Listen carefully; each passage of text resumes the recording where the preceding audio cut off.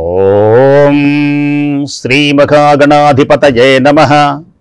సరస్వత్యై నమః. శ్రీ గురుభ్యో నమః. హరి ఓం. నారాయణం నమస్కృత్య నరం చోపి నరం చైవ నరోత్తమం.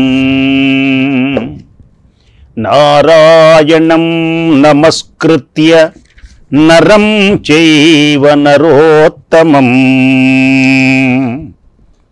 దేవీం సరస్వతీం వ్యాసం తతో జయముదీరయేత్.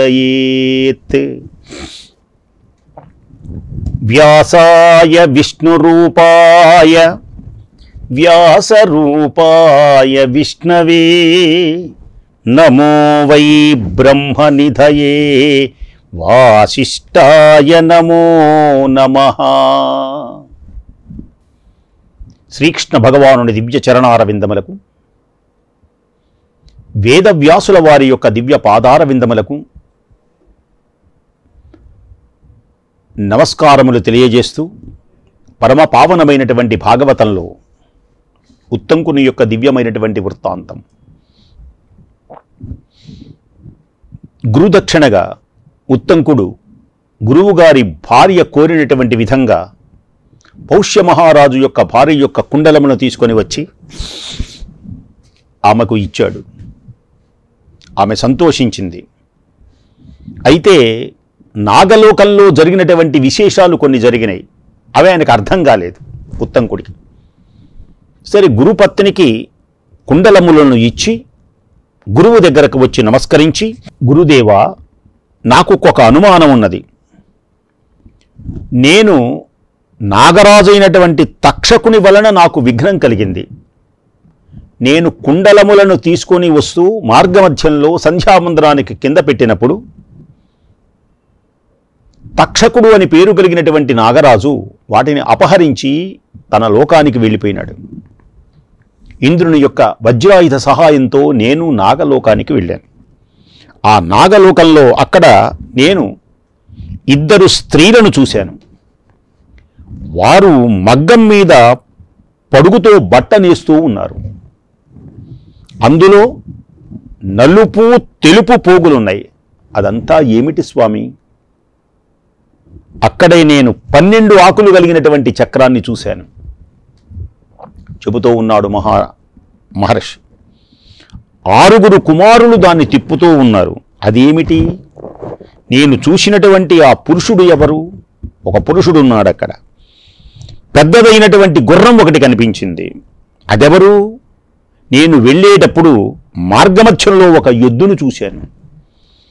దానిని ఎక్కినటువంటి పురుషుడు గట్టిగా నాతోటి అన్నాడు, ఉత్తంకా, ఈ వృషభము యొక్క పేడను తిను అన్నాడు. నీ ఉపాధ్యాయుడు కూడా తిన్నాడు అని కూడా అన్నాడు.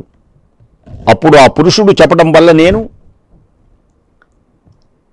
ఆ ఎద్దు యొక్క పేడను తిన్నాను.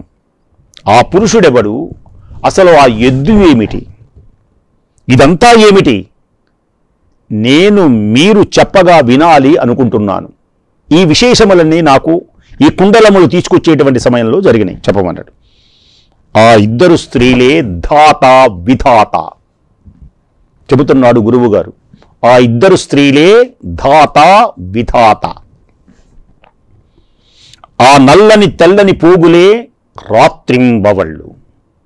6 కుమారులే త్రిప్పుతున్నటువంటి 12 చక్రంలో 6 కుమారులు, 6 ఋతువులు. 12 ఆకులే 12 మాసాలు.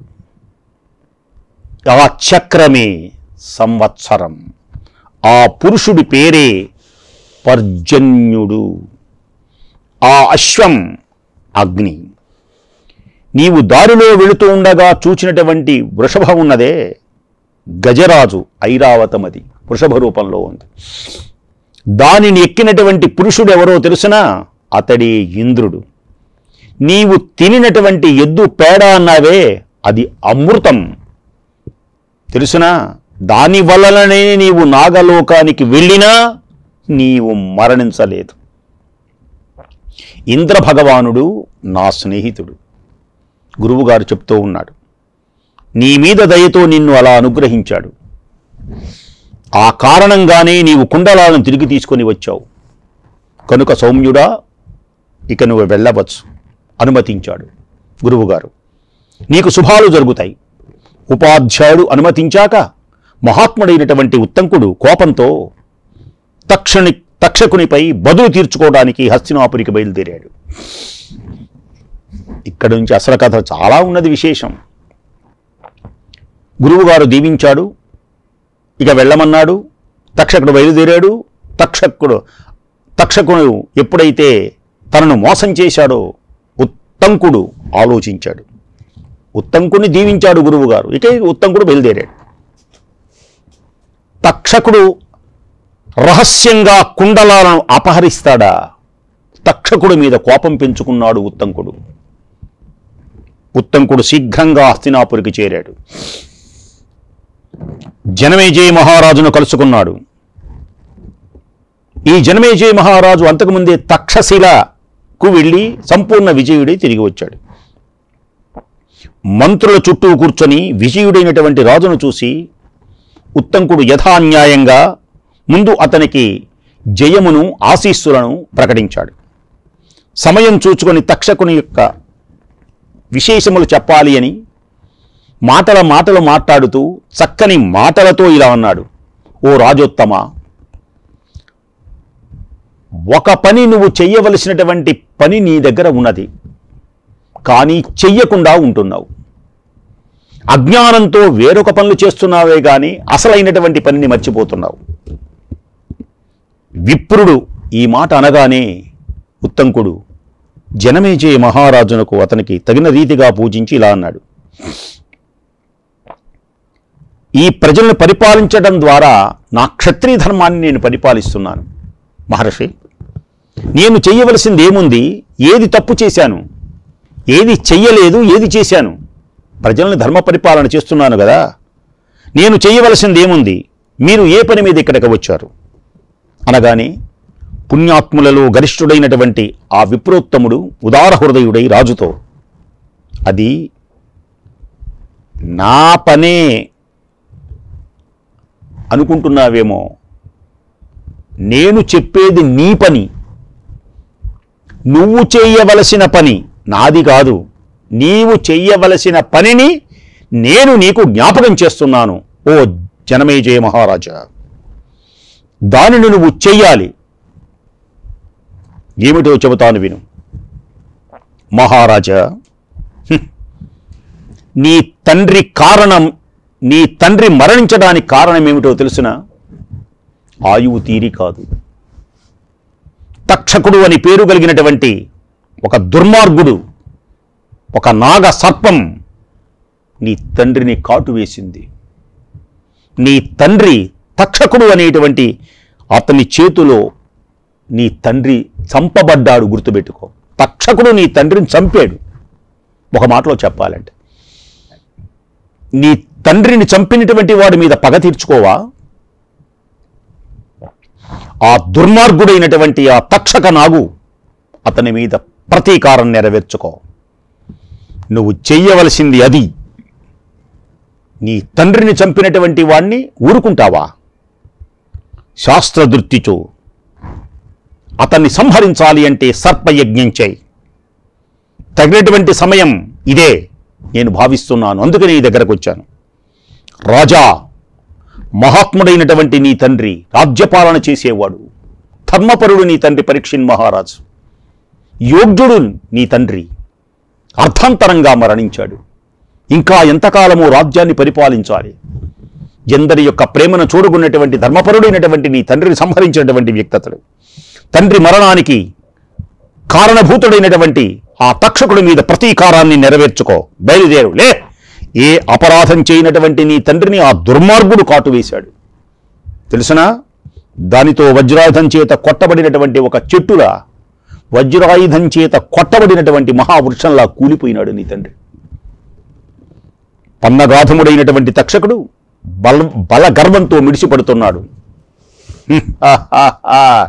నేను పరీక్షిన్ మహారాజుని చంపాను, నన్ను మించిన వాడెవ్వలేడని గర్వంతో ఉన్నాడు. ఆ పాపాత్ముడు నీ తండ్రిని కాటు వేసి అకృత్యం చేశాడు. తెలియదా? అడుగు, ఈ మంత్రులందరినీ అడుగు, నీ తండ్రి ఎలా మరణించాడో చెప్తారు వాళ్ళందరూ. లోకమందరికీ తెలుసు. ఒకవేళ తెలియకపోతే అడుగు. నీ తండ్రి రాజర్షి వంశము నీ తండ్రిది. రాజర్షి నీ వంశమును రక్షించేటువంటి దైవతుల్యుడు నీ తండ్రి. అట్టి రాజును రక్షించాలని వస్తున్నా ఇంకొక విశేషం, నీ తండ్రిని కాపాడాలని కశ్యపుడు అని పేరు కలిగినటువంటి బ్రాహ్మణుడు వచ్చాడు. అతడు చాలా మంత్రజ్ఞుడు, చాలా గొప్పవాడు. నేను ఏ విధంగానైనా సరే నా మంత్రశక్తితో తక్షకుని యొక్క విషాగ్ని జ్వాలల నుండి కాపాడుతాను. నేను మంత్రం గనక చల్లి కట్టాను అంటే తక్షకుడు కూడా లోపలికి రాలేడు. అంతటి గొప్పవాడు మంత్రశాస్త్రజ్ఞంలో. నీ తండ్రిని కాపాడడానికి వచ్చాడు అతను. అతను వచ్చినా నీ తండ్రి రక్షింపబడేవాడు.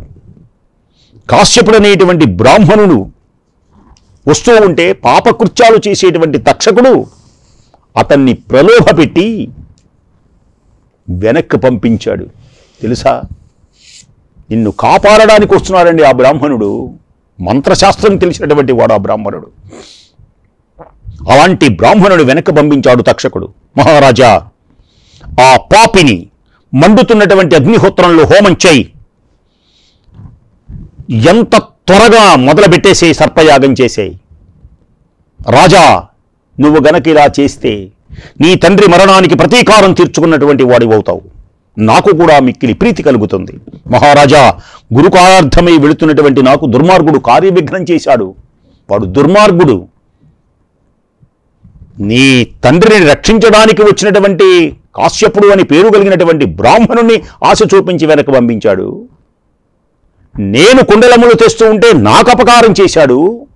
ఇంతకంటే నీ తండ్రిని సంహరించాడు. నీ తండ్రి మరణానికి కారణభూతమైనటువంటి వ్యక్తి. గురు కార్యార్థమై వెళుతున్నటువంటి నాకు ఆ దుర్మార్గుడు కార్యవిఘ్నం చేశాడు. ఇది విని రాజు తక్షకుడి పైన కోపించాడు. విన్నాడు. తక్షకుడు ఆలోచించాడు. ఉత్తంకుడు చెప్పినటువంటి మాటలన్నీ కూడా జనమేజయ మహారాజు విన్నాడు. సర్పయాగం చెయ్యాలి అనుకున్నాడు. తక్షకునిపై కోపగించాడు. హవిస్సుల చేత అగ్ని ప్రజ్వలిల్లుతున్నట్టుగా తక్షకుని యొక్క మాటల చేత ఇతనికి కోపాగ్ని, హవిస్సు అలా వేస్తూ ఉంటే నెయ్యి వేస్తే అగ్ని గనక ఆ హోమగుండంలో నెయ్యి వేస్తుంటే అగ్నిజ్వాలలు అలా విజృంభించినట్లుగా ఈ మహర్షి యొక్క మాటలు అనేటువంటి నేతితో, ఆజ్యంతో కోపాగ్ని పెచ్చు పెరిగింది జనమేజయ మహారాజుకి. రాజు మిక్కిలి దుఃఖంతో ఉత్తంకుని సన్నిధిలోని తన తండ్రి స్వర్గప్రాప్తి గురించి అడిగాడు మంత్రులందరినీ. తండ్రి మరణ వృత్తాంతాన్ని ఉద్దంకుని వలన వినటమే కాదు, రాజేంద్రుడు ఈ మంత్రులు చెప్పినటువంటి మాటలు ఇవన్నీ సత్యములని తెలిసి ఎంతో బాధపడ్డాడు. మళ్ళీ విలవిలలాడాడు. దుఃఖ శోకాలతో కృంగిపోయినాడు జనమేజయ మహారాజు. ఈ విషయములన్నీ నైమిషారణ్యంలో కులపతి అయినటువంటి శౌనకునకు 12 వర్ష సత్రయాగానికి వచ్చినటువంటి ఋషుల వద్ద రోమహర్షుని యొక్క కొడుకు అయినటువంటి సూతనందనుడు, ఆయన పౌరాణికుడు అయిన ఉగ్రశ్రవుడు వచ్చాడప్పుడు. ఇలా ఇక్కడ జరుగుతున్నది. కథ ప్రారంభమవుతున్నది. సూత మహర్షి శౌనకాదులు ఋషులకు తెలియజేశాడు అని వైశంపాయనుడు జనమేజయ మహారాజుకు తెలిసిన మహాభారతాన్ని సూతుడు శౌనకాదులకు తెలియజేశాడు. అది గొప్ప విశేషం. పురాణాలలో మిక్కిడి శ్రమ చేసినటువంటి పౌరాణికుడైనటువంటి అతని చేతులు జోడించి, సూత మహర్షికి జోడించి ఋషీశ్వరులు అడుగుతున్నారు. ఋషులను మహానుభావుడైనటువంటి సూత మహర్షి పౌరాణికుడు, చాలా గొప్పవాడు. ఓ ఋషులారా, పూజ్యులారా, నేను వచ్చాను, మీరందరూ ముఖంలో ఆశలు కనపడుతున్నాయి. మీరేమి వినాలనుకుంటున్నారు? మీకేం కావాలి నా నుండి? నేను ఏమి చెప్పేది అని అడిగాడు. ఋషులు అన్నారు, రోమహర్షుని యొక్క పుత్రుడా, నీకు మేము ఉత్తమమైనటువంటి దాన్ని చెబుతాం. కథాప్రసంగాలు వినడానికి కుతూహలంగా ఉన్నటువంటి మాకు నీవు అనేకమైనటువంటి కథలు వినవచ్చు. ఇప్పుడు పూజ్యులైనటువంటి కులపతులు ఆయన అగ్నిగృహంలో ఉన్నాడు, శౌనకుడు. ఆయన కూడా వస్తే బాగుంటుంది. మేమందరం ఉన్నాం.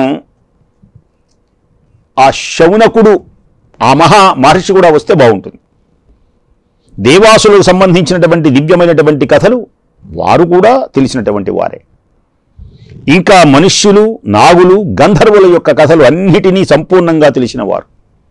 ఓ సూతనందన, కులపతి, విప్రవరుడు, విద్వాంసుడు అయినటువంటి శౌనక ముని యజ్ఞ దీక్షయందున్నాడు. అతడు సమర్థుడు, ప్రతదీక్ష కలవాడు, బుద్ధిమంతుడైనటువంటి వాడు.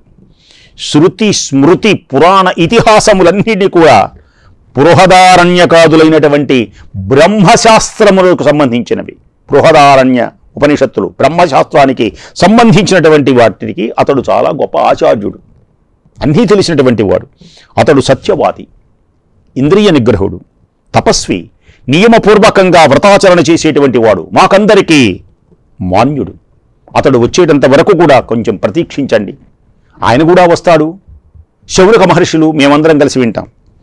గురువు విప్రుడు ఉత్తమమైనటువంటి ఆసనాన్ని అలంకరించి మిమ్మల్ని ఏమడుగుతారో దాన్ని మీరు చెప్పుదురు గాని అని అనగా ఉగ్రశ్రవుడు అన్నాడు. అలాగే కానివ్వండి. ఆ మహాత్ముడు వచ్చిన తర్వాత పుణ్యకథలు చెబుతాను. అనంతరం మునిశ్రేష్ఠులు చక్కగా ఇంతలో ఆయన శౌనక మహర్షి అగ్నిహోత్రములన్నీ కూడా పూర్తి చేసుకొని యథావిధిగా కార్యములు చక్కబెట్టుకొని దేవతలకు వైదికమైనటువంటి స్తుతులతో ఆరాధించి పితరులను నీటితో చక్కగా తర్పణములు అందించి అక్కడ ఉత్తమ వ్రతులైనటువంటి సిద్ధులు, మహర్షులు యజ్ఞమండపంలో సూతుని దగ్గర సుఖాసీనులై ఉన్నాడు. ఋత్విజులు, సదస్సులు అందరూ కూర్చొని ఉండగా కులపతి అయినటువంటి శౌనకుడు కూడా అక్కడ కూర్చొని ఉన్నాడు. శౌనకాది ఋషులు అంటారన్నమాట. శౌనకుడు మహర్షి, మిగతా శిష్యులు, సూతుడు కూర్చొని చెబుతున్నాడు. తండ్రి రోమహర్ష కుమార, పూర్వము నీ తండ్రి పురాణాలన్నీ చక్కగా అధ్యయనం చేశాడు. పురాణాలలో దివ్యమైనటువంటి కథలు, ధీమంతులైనటువంటి రాజర్షుల, బ్రహ్మర్షుల యొక్క దివ్యమైనటువంటి మూల వంశ వర్ణనలు ఉన్నాయి. మేము నీ తండ్రి వలన పూర్వం ఇవన్నీ కూడా విని ఉన్నాం. వాటిలో మొదటిగా భృగువంశం గురించి వినగోరుతున్నాను. కనుక ఈ కథనే చెప్పు. మేమంతా నీ కథ వినడానికి తగినట్లుగా సిద్ధంగా ఉన్నామనగానే సూతుడు పలుకుతూ ఉన్నాడు. సూతపుత్రుడు, భృగునందన, వైశంపాయనాది విప్రులు, మహాత్ములైనటువంటి ద్విజశ్రేష్ఠులు పూర్వం చక్కగా అధ్యయనం చేసినటువంటి పురాణం నాకు బాగా తెలుసు. నా తండ్రి నా చేత చక్కగా అధ్యయనం చేయించాడు. నేను కూడా చక్కగా అధ్యయనం చేశాను. ఓ భృగునందన, ఈ శౌనకుడు అనేటువంటి వాడు కూడా భృగునందనుతో సంబంధించినటువంటి వాడు. భార్గవ వంశం ఇంద్రాది యొక్క దేవతల చేత, ఋషుల చేత, మరుద్గణము చేత కొనియాడబడినటువంటి శ్రేష్టమైనటువంటి వంశం ఈ భృగు వంశం. మనోహరమైనటువంటిది, అత్యద్భుతమైనటువంటిది భృగువంశం. మహాముని పురాణాలను ఆశ్రయించుకొని ఇందులో ఇమిడి ఉన్నటువంటి భార్గవ వంశాన్ని గురించి ముందుగా నీకు యుక్తాయుక్తంగా చెబుతాను విను. స్వయంభూ అయినటువంటి బ్రహ్మ వరుణి యజ్ఞంలో అగ్ని నుండి పూజ్యుడు, అగ్ని నుండి పూజ్యుడు మహర్షి అయినటువంటి భృగువు పుట్టించాడని నేను విన్నాను. బ్రహ్మగారు వరుణుని యొక్క యజ్ఞంలో అగ్ని నుండి ఈ మహానుభావుని భృగువుని పుట్టించాడు. అతనికి ప్రీతిపాత్రమైనటువంటి వాడు పుత్రుడు శ్యవనుడు. బ్రహ్మ అగ్నిలో నుంచి భృగు మహర్షిని పుట్టించాడు. భృగువు యొక్క పుత్రుడు శ్యవనుడు. శ్యవనుని యొక్క కొడుకు ప్రమతి. ఈ ప్రమతి పరమధార్మికుడు. ఇతడు ఘృతాచి అనేటువంటి అప్సరయందు రురుడు అనేటువంటి వాణ్ణి కన్నాడు. ఈ రురువు ప్రమద్వర ఎందు సునకుడు అని పేరు కలిగినటువంటి కుమారుడు పుట్టాడు. అతడు వేదాంగ పారంగతుడు. ఈ సునకుని యొక్క కుమారుడే శౌనకుడు. ఈ శౌనకాది ఋషులు అంటామే, ఈ శౌనకాది ఋషులు, ఈ శౌనకుడు అని పేరు కలిగినటువంటి ఆయన ఆ మహర్షి యొక్క దివ్యమైనటువంటి ఈ పరంపర మాట. అగ్ని నుండి భృగువు, అలాగే భృగువునికి చవనుడు, చవనునికి రురువు, రురువునకు సునకుడు, సునకునకు పుట్టినవాడే శౌనకుడు. ఈ శౌనకుడే మహాజ్ఞాని. ఈ సునకుడు అని పేరు కలిగిన అంటే శౌనకుని యొక్క తండ్రి. సునకుడు అనే పేరు కలిగినటువంటి మహానుభావుడు వేదాలలో పారంగతుడు, ధర్మాత్ముడు. నీకు ప్రపితామహుడు. అతడు తపస్వి, శాస్త్రవేత్త, బ్రహ్మజ్ఞానంలో శ్రేష్ఠుడు, ధార్మికుడు, సత్యవాది, ఇంద్రియ నిగ్రహుడు, నియమంగా ఆహారం తీసుకునేవాడు అని చెబుతూ ఉంటే శౌనకుడు అన్నాడు, సూతపుత్ర, మహాత్ముడైనటువంటి భార్గవునికి శవనుడనేటువంటి పేరు ఎందుకు ప్రసిద్ధమైందో అది నాకు చెప్పు. భార్గవునికి శవనుడు అనేటువంటి పేరు ప్రీతిపాత్రమైనది ఎలా అయింది తెలియచేయి. భృగువు యొక్క భార్య పేరు పులోమ. ఆమె భర్తకు అత్యంత ప్రీతిపాత్రమైనటువంటిది. భృగువు యొక్క శక్తి వలన భృగువు ద్వారా ఆమె పులోమ గర్భవతి అయింది. యశస్వి అయినటువంటి భృగుడు, అనుకూలవతి అయినటువంటి ధర్మపత్ని అయినటువంటి పులోమ ఆమె గర్భం దాల్చినటువంటి సమయంలో ఒక విశేషం జరిగింది. గర్భము దాల్చినటువంటి సమయంలో భృగువు స్నానానికి బయటికి వెళ్ళాడు. భృగువు యొక్క భార్య పేరు పులోమ. ఆయన స్నానానికి వెళ్ళాడు. అప్పుడు పులోముడు అని పేరు కలిగిన ఒక రాక్షసుడు వచ్చాడు. పులోముడు అనేటువంటి రాక్షసుడు ఆశ్రమానికి వచ్చాడు. ఈమె గర్భవతి. అతడు ఆశ్రమంలోకి రాగానే పతివ్రత అయినటువంటి భృగు మహర్షి యొక్క భార్యను చూశాడు. కామవిష్ఠుడైనాడు, మోహాన్ని పొందాడు. సుందరి అయినటువంటి పులోమ అభ్యాగతుడైనటువంటి రాక్షసుణ్ణి ఏదో మామూలుగా వచ్చాడు కదా అనుకున్నది. దొరికేటువంటి ఫలాదులతో సత్కరించి ఆహ్వానించింది. ఆ సమయంలో రాక్షసుడు కామపీడితుడై ఉన్నాడు. అనిందురాలైనటువంటి ఆమెను, గర్భవతి అయినటువంటి ఆమెను ఎత్తుకుపోదలుచుకున్నాడు. ఆమె ఒంటరిగా ఉండటాన్ని చూచి ఆనందించాడు. తన యొక్క కోరిక ఫలిస్తుందనుకున్నాడు. ఆ శుభాంగిని ఎత్తుకుపోదలచాడు. పులోముడు అని పేరు కలిగినటువంటి రాక్షసుడు ఈ పులోమను పట్టరాని సంతోషంతో నా కార్యం చక్కగా జరిగినట్లే, సిద్ధించినట్లే మనస్సులో అనుకున్నాడు. ఆ సుందరాంగి పులోమ పూర్వం పులోముడనేటువంటి రాక్షసుడు వరించాడు. ఈ పెళ్లి కాకముందు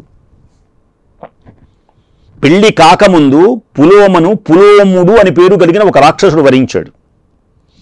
సుందరాంగిని అనతి కాలంలో ఈ పులోమ యొక్క తండ్రి ఆమెను శాస్త్రోక్తంగా భృగు మహర్షికిచ్చి పెళ్లి చేశారు. తండ్రి చేసినటువంటి ఈ అపరాధం నిత్యము అతని మనస్సులో గుచ్చుకుంటూనే ఉంది. తండ్రి పెద్ద అపరాధం, అతను అపరాధం చేయలే, కానీ అపరాధం చేశాడేమో అనుకుంటున్నాడు. ఎవరు? ఈ దుర్మార్గుడైనటువంటి రాక్షసుడు. ఎలాగైనా సరే అగ్ని ప్రజ్వలిల్లేటటువంటి విధంగా చేశాడు. అలా పులోమను ఎలాగైనా సరే నేను తీసుకొని వెళ్ళాలి, అపహరించాలి అనుకుంటున్నాడు. పులోమ తండ్రి అపరాధం చేశాడు, భృగు మహర్షికిచ్చి నాకిచ్చి పెళ్లి చేయాలి కదా అనుకుంటూ ఉన్నాడు. అనేకమైనటువంటి రహస్యములతో కూర్చినటువంటి మహాభారతాన్ని శ్రద్ధగా వినండి, తరించండి. మిగిలినటువంటి కథను చక్కగా మీకు రేపు ఇదే సమయమునకు తెలియచేస్తాను. స్వస్తి.